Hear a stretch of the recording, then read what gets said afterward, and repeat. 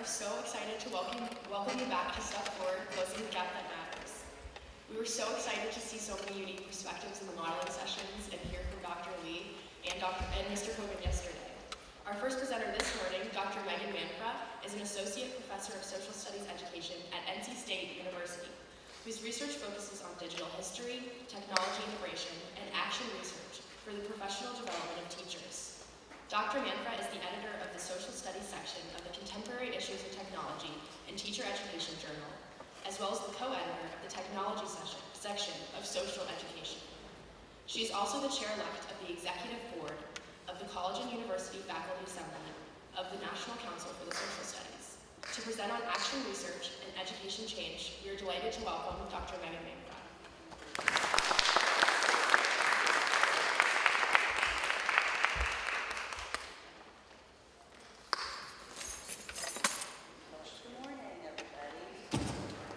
I have a couple of things that I'd like you to do along with me today. So if you have a mobile device or a laptop, just to kind of get started, let me show you. I'd like you to look. Let's see. If you're on Twitter, you can follow me at NMansra. It's right there. Okay, great. If you're on Twitter, you can follow me at nmanfra, or if you're on a different device, you can pull up this tiny URL here, which is Manfra Step. I have a quiz that I want you to take kind of early in the session, so you can follow along with us. Well, I am delighted to be here. Thank you for such a wonderful introduction. What a tremendous place to be on this beautiful fall morning with these students who are putting on such a great conference. I really think that the work of STEP aligns very closely with action research. And I'm just really happy to share some of the work that I've done with teachers, talk about how action research can improve professional practice for teachers, can bring about school change when students are involved, and get us to really think systematically and intentionally about our practice. So, the title of my talk is Something That Matters, and this is based on work that I did with teachers who all agreed that when they began to really study their practice to become students of their students, that they felt like they were really on to something that matters. And Ken Zeichner really captures that idea here in this quote. So what I'd like to do with you today is we have a long agenda. We have a whole hour to spend together. And again, we're going to try to keep this pretty active. And ultimately, I'd like to end up with you all coming away with some ideas about researching some aspect of your own practice. Whether you're a teacher or a student, in business, working for yourself, or anything that you feel like you really want to learn more about and study more deeply. So we're going to start with the real getting clear about what we mean by educational change and educational reform, and then digging into what action research might offer us, what's the history of this, and then finally kind of thinking about the steps to action research. So, all right, have you been able to find some of the links? Are you with me? Okay. All right, so the first thing we're going to do is talk a little bit about educational change. My understanding about this conference and what I saw on your website is that there's a real interest in thinking about educational reform. And there's a lot of lists out there about the top issues in educational reform. Here's one that just recently was published on Ed Week by Peter DeWitt, in which he lists some of the critical issues in education, starting with curriculum at the top, student learning, the use of technology and social media, high-stakes testing, preparation of teachers, and then also some of the social, cultural issues that affect schooling, like school climate and child poverty. So what I'd like you to do with me is take a poll, a survey, to see what you think are some of the big issues, critical issues in education today. I've kind of narrowed this big list into 4 choices for you. So again, if you're with me on Twitter, and you've been able to follow my links on the Google Doc, you should be able to follow me here. Let's see if this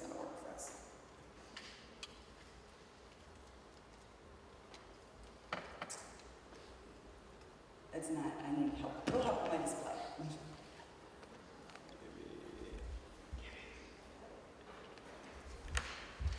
just having a hard time toggling back and forth. Here we go.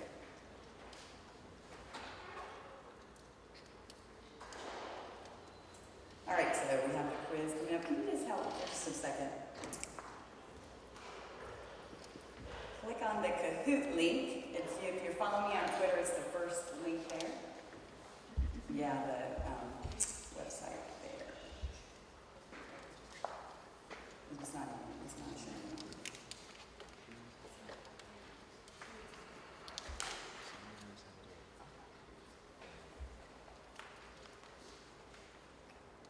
Good. Thank you. Yeah. This is technology in action. So if you're able to open the Kahoot link and you want to go ahead and take the quiz, please do. Can you raise your hand if you have it? Okay, good. I just want a real simple display because I'm going to go, I don't want this, yeah.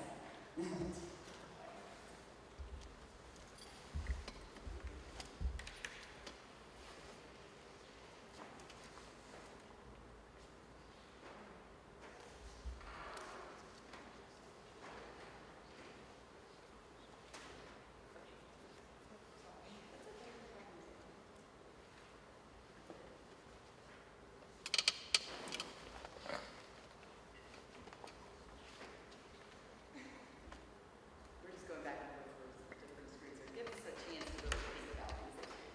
All right. Okay, so anyway, moving on here. So the point of this, really what I want to help us focus on is thinking about how we're going to address these challenges that we're facing.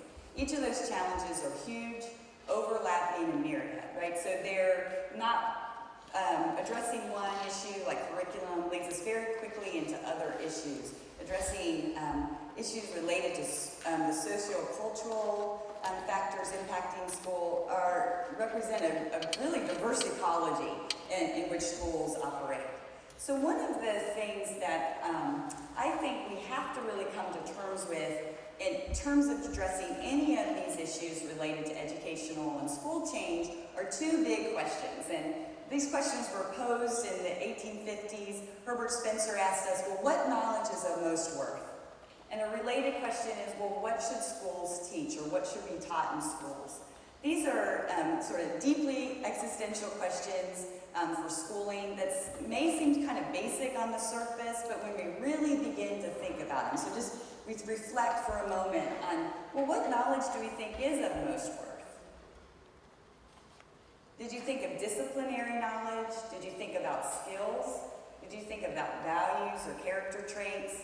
And then what's the role of schools in teaching that knowledge? And how will we decide which knowledge we should teach? What we know about education, philosophy is that there's some different opinions about this. So we always have to invoke John Dewey when we're talking about education. He said education should be a process of living and not just a preparation for future living. He was deeply interested in experiential learning. He wanted students to become more fully human through the process of education, to understand how to live in a democratic society alongside each other. His ideas were juxtaposed with Franklin Bobbitt's, who in 1918 wrote the famous tome, The Curriculum, in which he set out his ideas that education should be primarily for adult life. That it's the responsibility to prepare for the 50 years of adulthood, not the 20 years of childhood and youth. And very different approaches to thinking about schooling, but certainly connected to our current discourse about college and career readiness, right? So are we kind of just delaying gratification in some ways, or is there a way that we can do both? Can we make schooling deeply relevant and meaningful to students today, while also preparing them for their skills they need in adulthood? When we look at what people are asking about when it comes to school reform, the big things that come out are the students, the teachers, the schools. You see jobs are there, but they're small. What's primary and what continues to be primary is meeting the needs of students and meeting the needs of teachers. And this is where I think the promise of action research is. Action research helps us get to that insider knowledge. It helps us understand what the teachers know. It helps us understand what the students know so that we can bring about systematic change.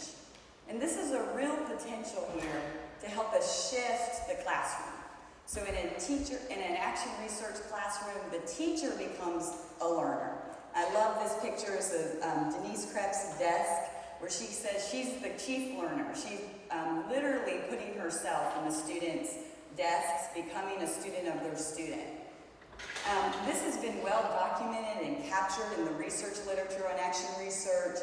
For instance, here you see a quote where they talk about the teachers begin to stand in a different relationship to one's own knowledge, and to one's students as knowers, and to knowledge generation in the field. One of the kind of perpetual issues we face in education, we talk about a theory-practice gap, right? But theory is really useful for helping us to articulate what we see. However, if we put teachers more in the role as theory generators, they can also help us understand more deeply what's happening in classrooms, and again, how to bring about change. So there's potential here for us to really close the sort of gap that's often involved with outsiders coming in and doing research. So just a little bit about the history of action research to give you some background. It actually originated in the United States. Kurt Lewin, who was an industrial psychologist, was really interested in how we can bring about dynamic change by accessing insider knowledge. So when you go to people who are kind of at the grassroots and engage them in change processes. Well, his ideas of an action research cycle were picked up by Stephen Corey and this famous work, Action Research to Improve Schools, in which he sort of merged Lewin's ideas with Dewey's ideas about inquiry in the classroom. Initially, it sort of died down in the United States and was really picked up in the United Kingdom. Lawrence Stenhouse started CARE, the Center for Applied Research and Education, in the 1970s. At the University of East Anglia, I had the opportunity to visit CARE, which is still doing great work today. And what they really helped to kind of solidify in action research is the notion that teaching and research should go hand in hand, and that this should be systematic. So this goes beyond just sort of the reflection in action, or the kind of the day-to-day reflection teachers engage in, to become much more systematic and intentional, and also used to design new curriculum.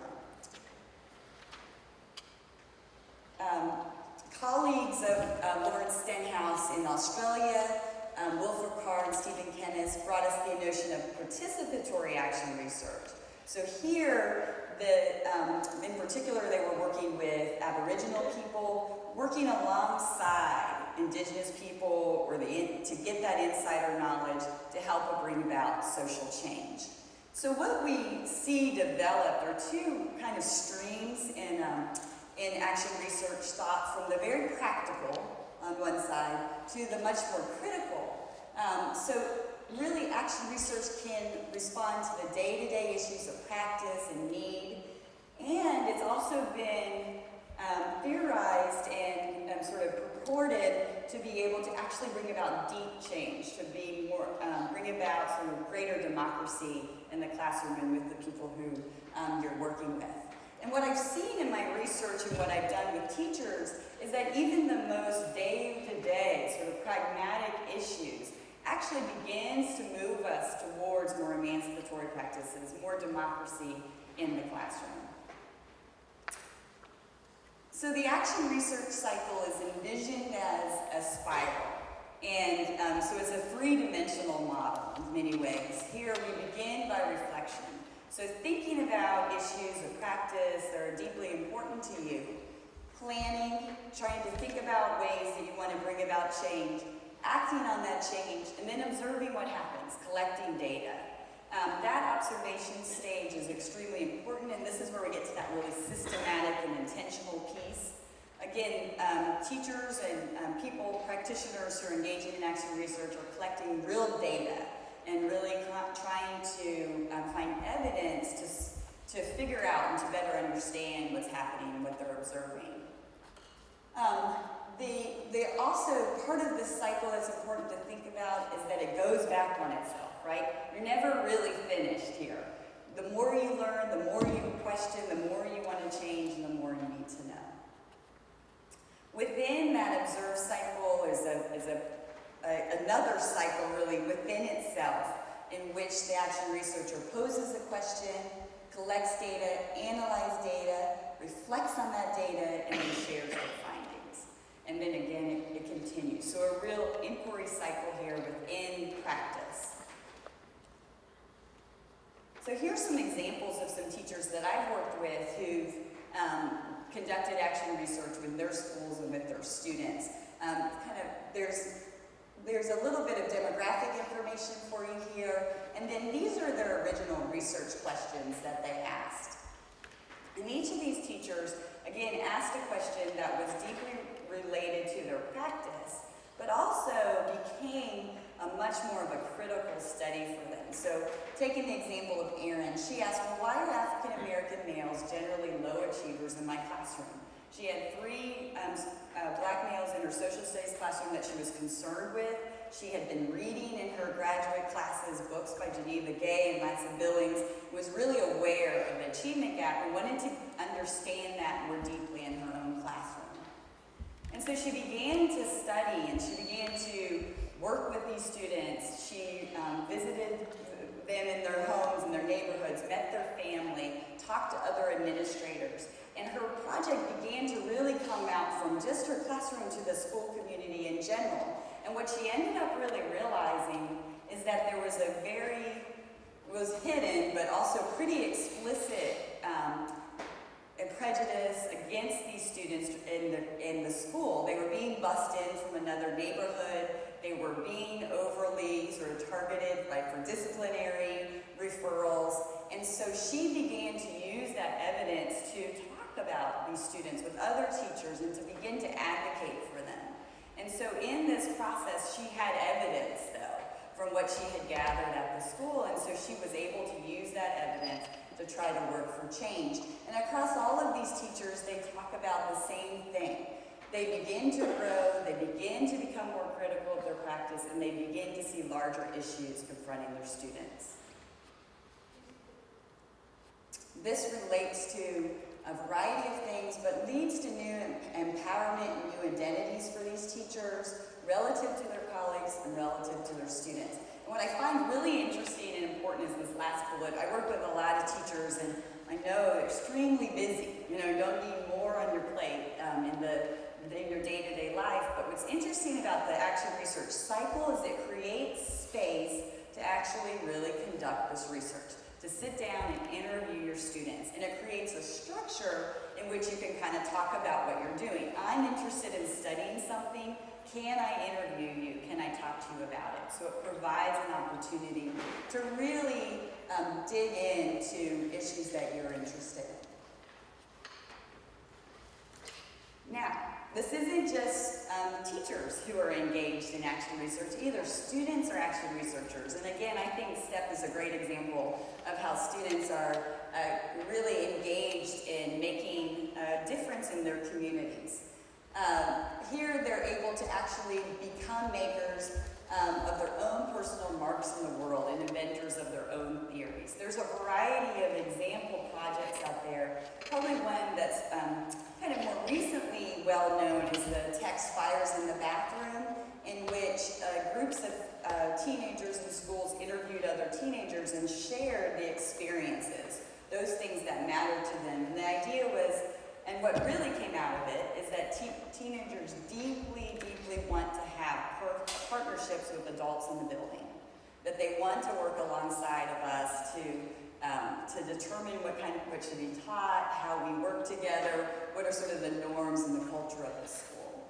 At the top is Voices from the Next Generation. If you're interested in starting any kind of student group related to action research, it's a great place to start. They have some wonderful resources and websites available for you to really look at some of the other work that's been done.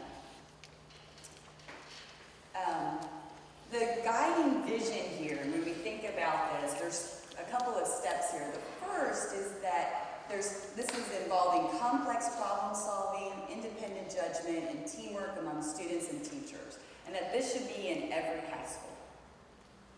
That what happens in the school's walls should connect to the world outside, so the importance of the relevancy. And then finally, that young people do have the capacity to reflect, analyze, and create new knowledge that can improve their schools. So again, it's really empowering the adolescents, the teenagers, the children in our buildings to help them become really a part of school improvement. So I have a couple of examples here that I encourage you to look at. So I kind of went quickly through this one. This group is really interested in helping, again, engage students in participatory action research.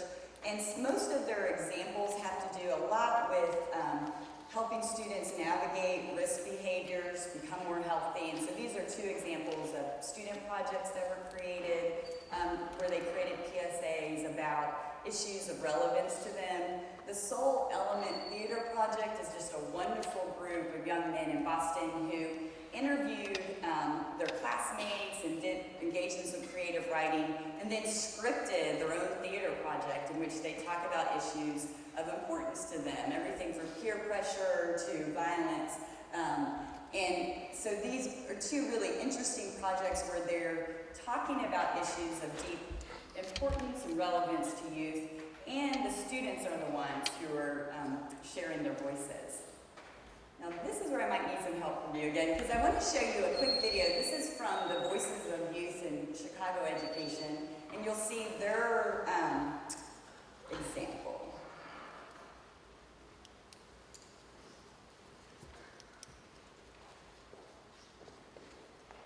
I'm just having a hard time watching this.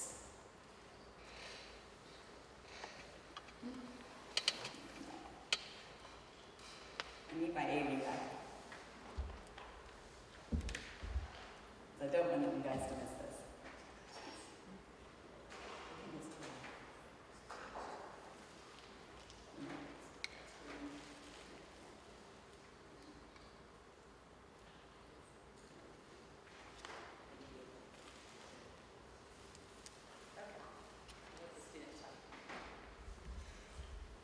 I was stressing out. My hair was falling out. I was giving up on a lot of things. My sister actually dropped out, and I was trying to figure out why, because she was a straight A student. My friends, most of them are thinking to drop out. It's just something that happens slowly. They start slacking off, or they're not getting the help that they really need. My family has dropped out. Why can't I?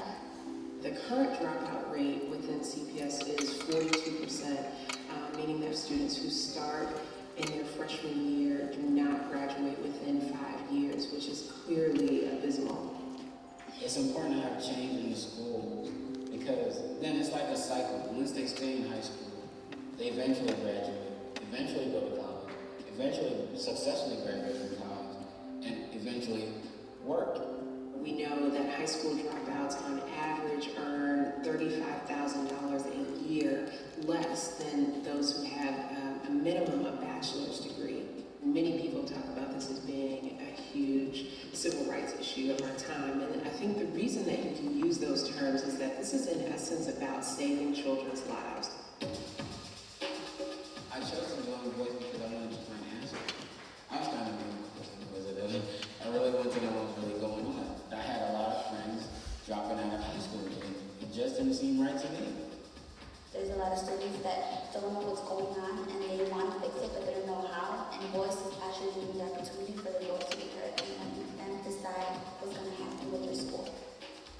We are 7 community organizations and 11 high schools from the city of Chicago. So this is a big project. All of us came together to develop questions, to develop our research, and to organize ourselves. And the interesting thing about this is that it is youth-led. It's not adults telling us what to do, it's us. Because we are the ones who are being affected by this issue of drop-off, not the adults. Once you're done doing your code, you're gonna have a little explanation of why you chose that code, but very brief. I always wanted to make change. From the school I come from, I thought it was impossible because you go to a principal with a problem with the teacher, that's it. It doesn't go anywhere from there. You know, you deal with it every day. There's no change, you know? But after this, I feel like there's hope for changes. Other reforms are actually created by authority, and I think it's not as successful changes that they're making, because if it was, it would change that dropout rate. When we have student voice back in the research, it's so much easier to assess problems because we know where they're coming from.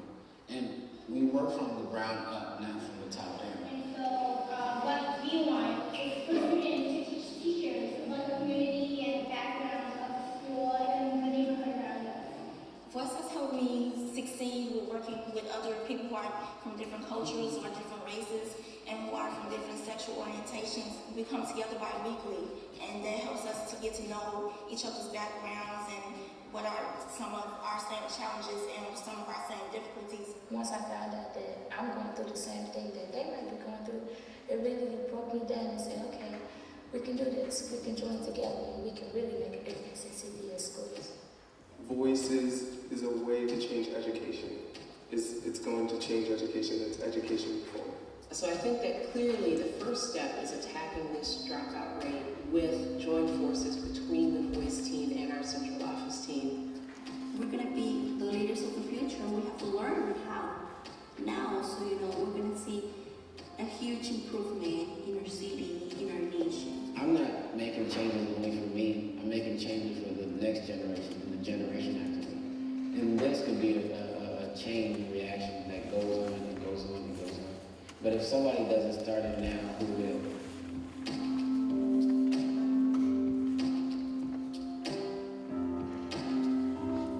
So just a wonderful example of students engaged in action. And that this group started in 2008 and is currently still working. They published a book after that project. And a couple of things just to kind of keep in mind here is that they were working in groups and teams, so action research and participatory action research in particular is often done collaboratively with teams. You saw the data that they collected, and then they were referencing a little bit about the coding. So they were analyzing the data and then ultimately presenting their findings. Since then, they've continued several campaigns, and there's a variety of great resources there for supporting students. So I think this is kind of a good time to do a little bit of a transition. We're going to, again, going back to some of the, going back to our original URLs on my Google Doc for you or in Twitter. If you have questions, I invite you to post them now on today's meet. The link is STEP 2014, today's meet /STEP 2014. Any questions that you have or like to pose, we're going to move on, and I'll be able to, when you're in an activity in a moment, look over some of those questions and address the audience with those questions. So again, how do you get to this? If you following me on Twitter, on the MManfra at Twitter, you can find that link there, or it's on the Google Doc that I mentioned at the beginning as well. All right, so here, this is the part of the morning where I really want to turn this over to you to get you to begin to think more deeply about your practice and what you're interested in understanding more deeply. Again, I know that you have a variety of different things that you're working on and that you're interested in studying, whether you're from a student perspective, a teacher perspective, a community member, or an administrator's perspective. Some ways to kind of get you started thinking about this is I've noticed that, I've always wondered why, I'm concerned about, and I wonder what would happen if. So if you take a few moments to think about those sort of sentences there, how would you complete those sentences? And I'd like you to help me by posting it on our Today's Meet link. Let's go here together. So the way you navigate Today's Meet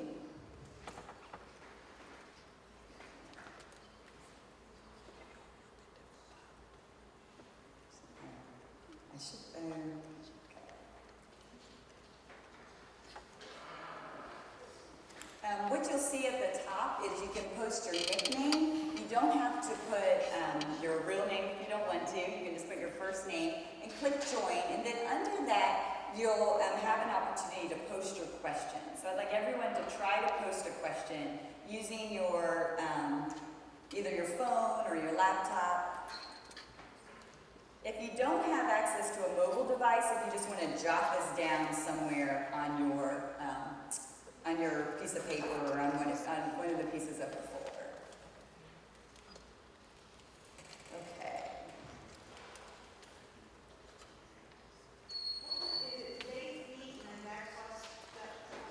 Yes, it is. Yep. Yeah. We can get back to this class. I got completely frozen, guys.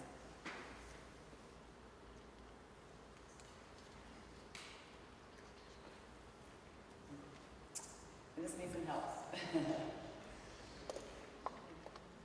I want to go back to my presentation now. I was trying to pull up the website too, but yeah.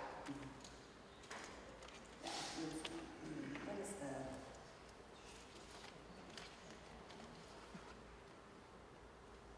There it is. People are up there. Wonderful. All right, so we already have some questions. So again, it's today's meet/step 2014. You just join by putting in your nickname, press join, and then we'll begin to see some questions. Great. All right, perfect. I'll give you a few minutes to kind of think about some questions that you want to pose.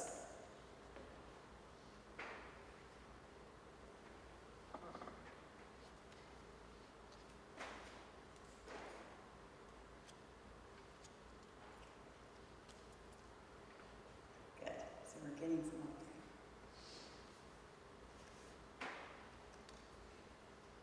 All right.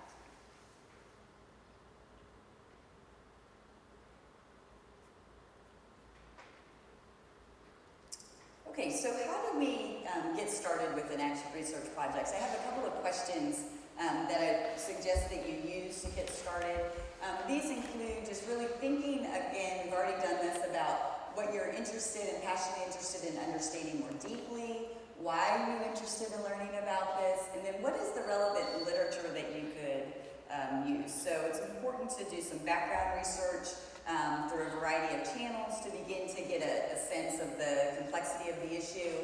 You also should begin to think about how you're going to collect data. Remember, this is an intentional and systematic work, and so you need to think about where you can find the data to understand your practice, how you can collect that data and analyze it, and then finally, how can you involve your colleagues, peers, other students in your study, and how can they help you with that study.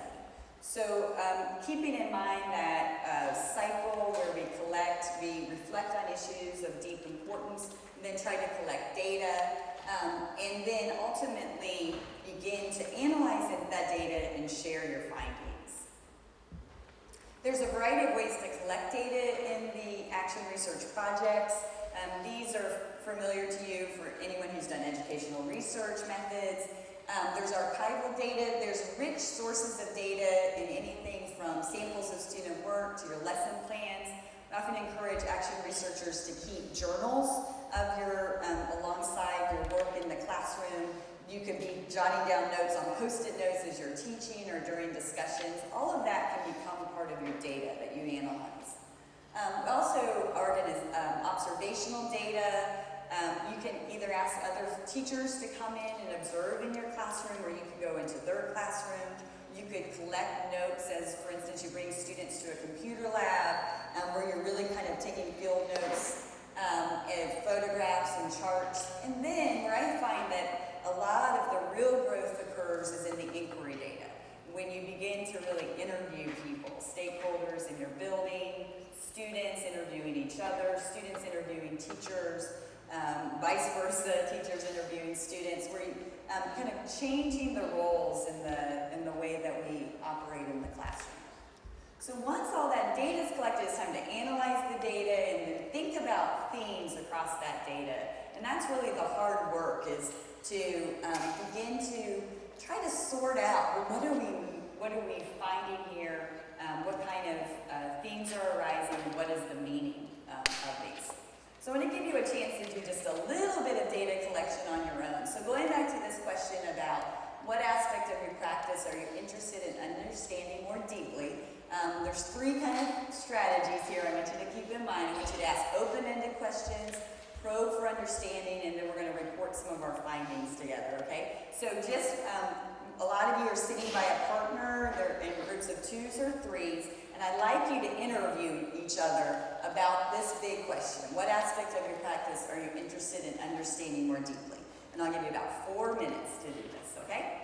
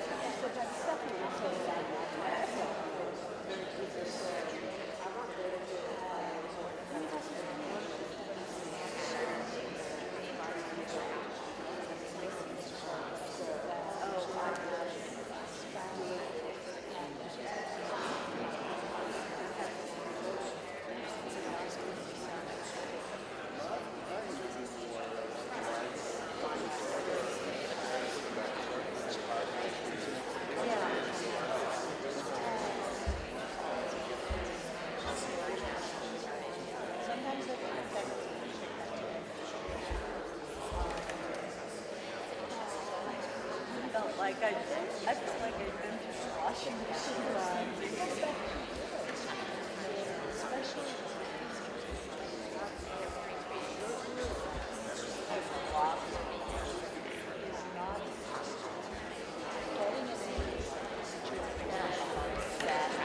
I mean, my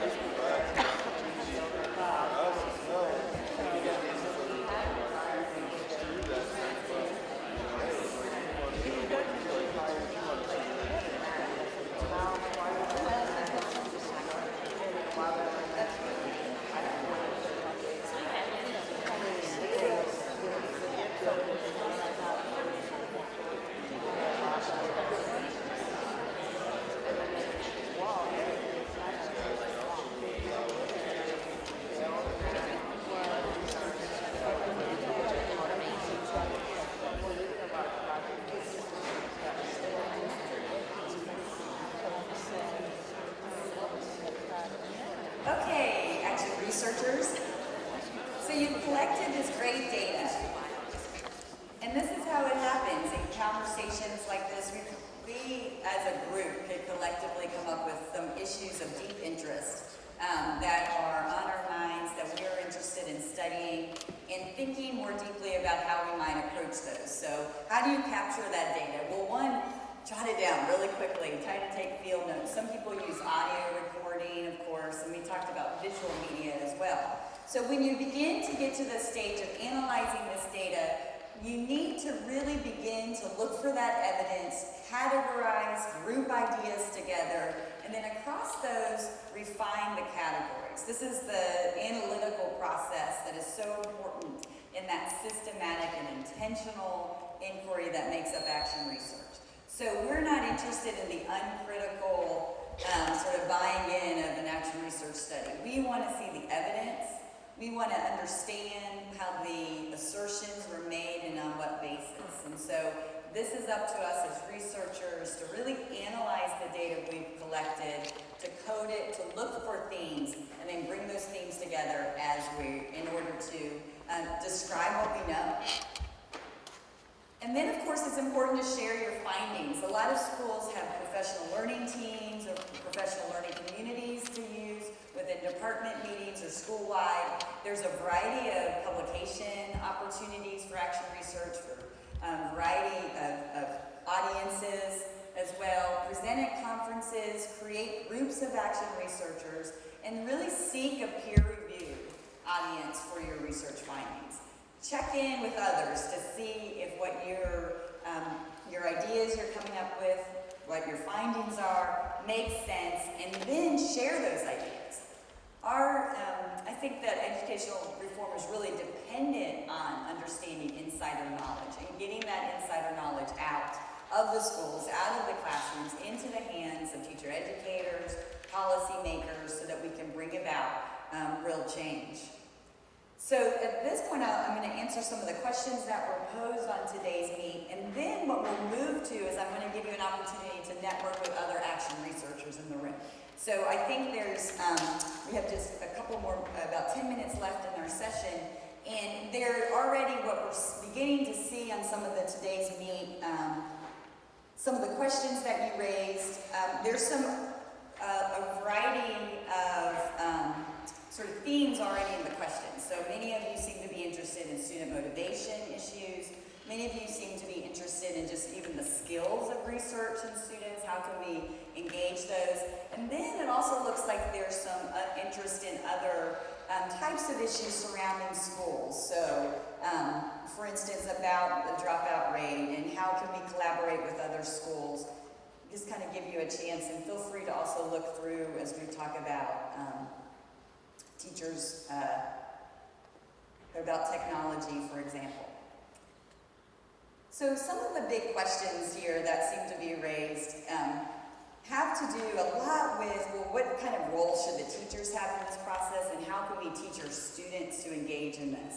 So one of the first things is there's a lot of resources out there to do that, and I think that action research, just by its nature of being so relevant to students and to their lives, provides an opportunity to really help develop student research skills in a way that is deeply meaningful to them and connects to their daily lives. So that's one of the first big issues. The second issue there is about, and it's important, I think it came up when someone posted a question about budget and about resources.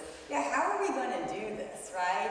And as part of our daily structure. Well, of course, for a school-wide or for a department to do this, they need their administrator support to do this. You need to ask for support, for space to meet, to talk about these things, and to talk about the types of questions you want to study, the types of resources you want, and then a space to come together as researchers to talk about it. So I think those are two big kind of logistical things that need to come out. At this time, I'm happy to take other questions from the audience. Are there any other questions that you have?